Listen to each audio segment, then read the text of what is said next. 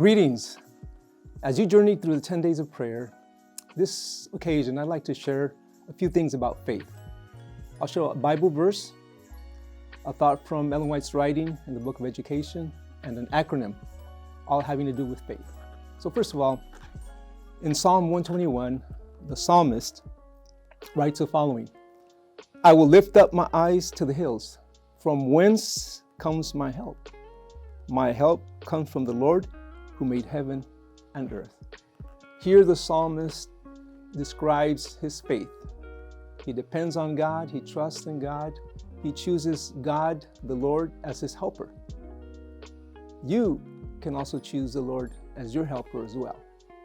Now, Ellen White wrote on page 253, the Book of Education, faith is trusting God, believing that he loves us and knows best what is for our good. Thus, instead of our own, it leads us to choose his way. In place of our ignorance, it accepts his wisdom. In place of our weakness, his strength. In place of our sinfulness, his righteousness. Our lives, ourselves, are already his. Faith acknowledges his ownership and accepts its blessings.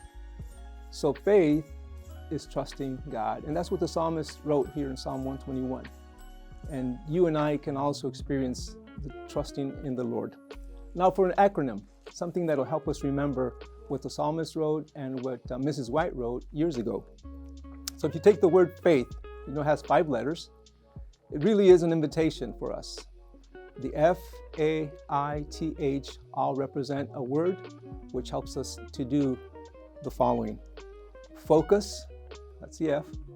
Always, that's the A. In, that's the I.